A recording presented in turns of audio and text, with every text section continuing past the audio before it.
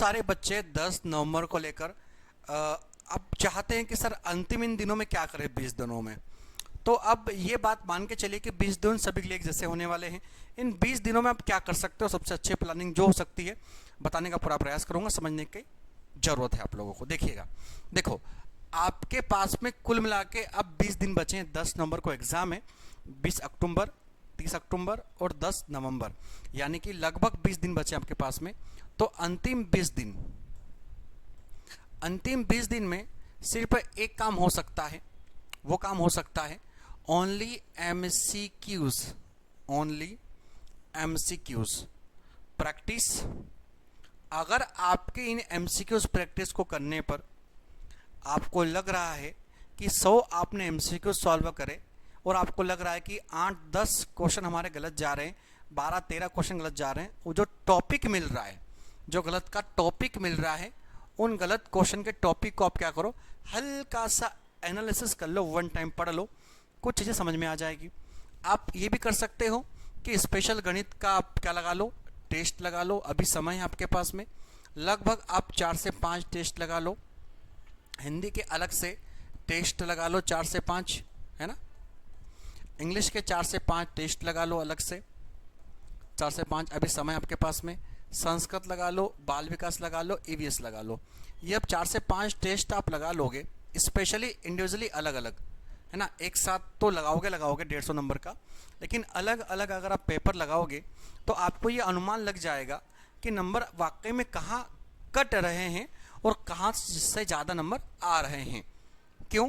क्योंकि एक बात आपको ध्यान रखना पड़ेगी, बच्चे के नंबर अगर कम आए हैं तो सबसे बड़ा कारण है आप लोगों का पेडोलॉजी, है ना। इन सभी विषय में जो पेडागॉजी है, लगभग 10-10 नंबर तो सभी में आ रही है, जिसको हम शिक्षण रुचियां कहते हैं, शिक्षण विधियां कहते हैं। तो आप क्या कीजिए, किसी भी हिंदी के पढ़ लीजिए, ईवीएस के पढ़ लीजिए, बाल विकास पढ़ लीजिए, संस्कृत पढ़ लीजिए या फिर गणित पढ़ लीजिए। पेडोलॉजी का जो कॉन्सेप्ट है, जो थीम है, वो तो एक ही है भाई। पढ़ाने का जो तरीका होगा, पढ़ाने का तरीका होगा, वो तो सेम रहेगा। हाँ, विषय टू विषय वेरिएंट करता है कि एक आधा नंबर आगे पीछे जाए, यानी किसी एक विषय की पेडोलॉजी अगर आपने अच्छे से कवर कर ली है और बाकी आपने उस समय छोड़ दी, अभी नहीं कर पा रहे हो, तो वन टाइम क्वेश्चन लगा लेना, तब भी समझ में आ जाएगा। समय ज़्यादा खर्च नहीं करोगे तो कवर हो जाएगा। और अगर पढ़ लिया है तो बहुत बेस्ट है आपके लिए। अगर पढ़ लेते हो सभी की थ्योरियाँ, मतलब कि सभी की पेडोलॉजी पढ़ लेते हो, सबसे अच्छा है। नहीं पढ़ा तो कोई दिक्कत नहीं है, कवर हो जाएगा।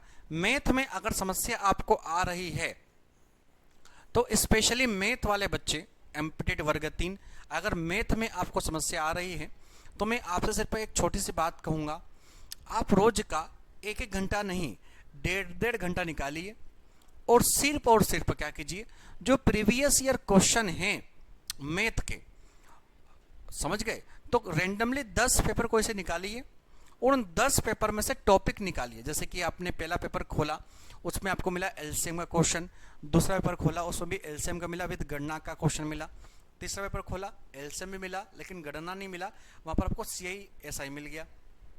तो इस प्रकार से टॉपिक आपके पास में आ जाएंगे कोई से 5 पेपर के। अब उन 5 पेपर में आपके पास टॉपिक मिल गए कितने, 8 से 10 टॉपिक।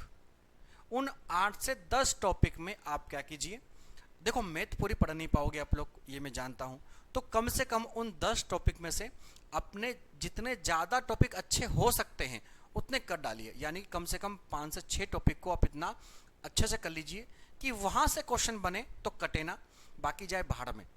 यानी कि अगर मैं कहूँ कि मेरे को सबसे सुंदर परी मिल जाए तो मुमकिन नहीं है, आप कहो कि मुझे इसी पढ़ाई में आईपीएस बनना है तो मुमकिन नहीं है, तो आप पूरा गणित मत पढ़ो।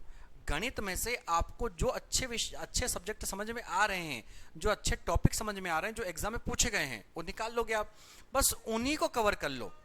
पल्ले पड़ी आप पूरा मैथ पढ़ने जाओगे तो पूरा भांडा फूट जाएगा, कहीं नहीं मिलने वाला, फिर सब चला जाएगा। तो कम से कम आप उन्हीं को क्या कर लो, कवर कर लो, समझ रहे हो। नहीं तो मैथ के चक्कर में क्या हो जाएगा आपका कि बाकी सिलेबस बिगड़ जाएंगे। तो आप यहां से कम से कम 3 विषय,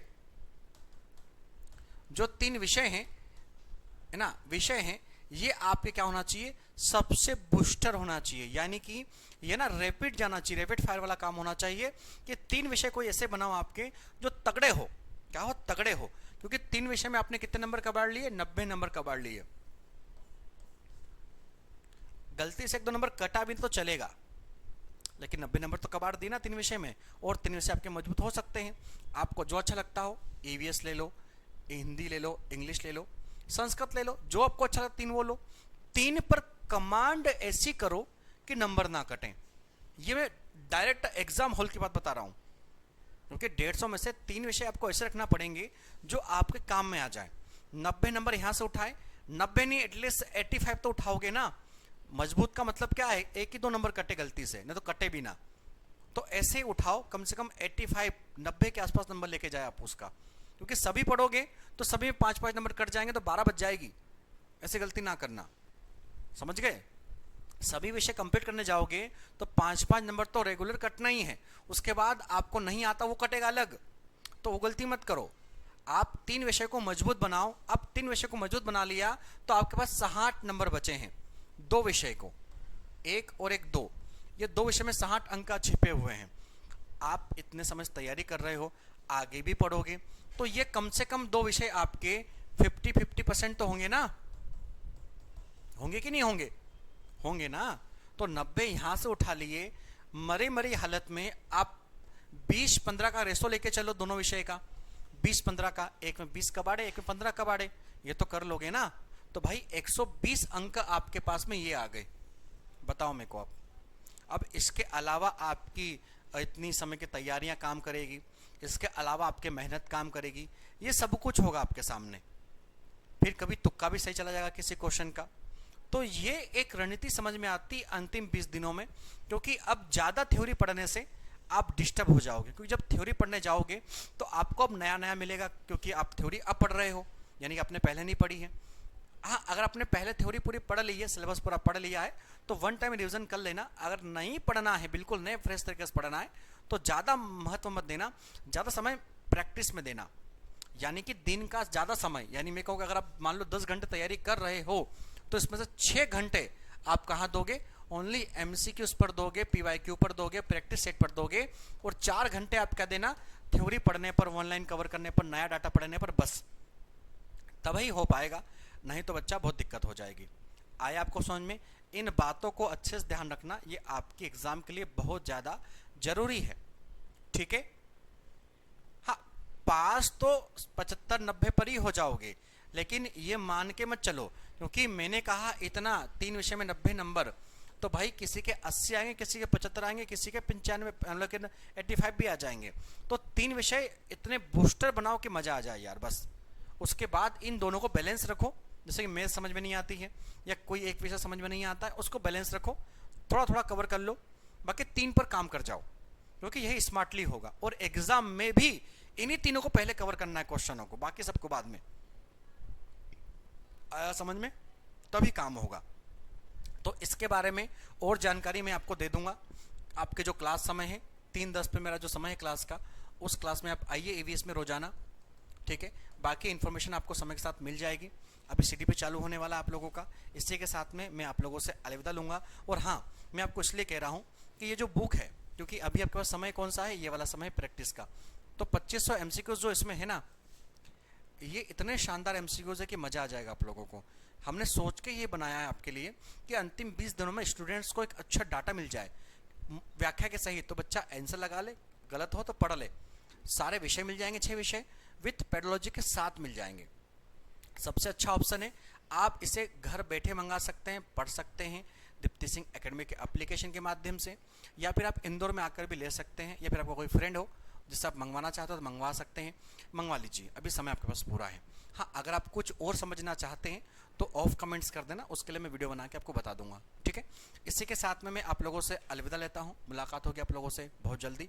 शाम को अभी 5 बजे 5:10 पर मैं आपके लिए एक शानदार वीडियो लेकर आ रहा हूँ, जिसमें कुछ बातें कि एग्जाम बढ़ेगी या नहीं बढ़ेगी उस पर हम चर्चा भी करेंगे, और कुछ 2-3 फेक न्यूज़ भी आ रही है समाज मार्केट में, उस पर बात करेंगे, ठीक है।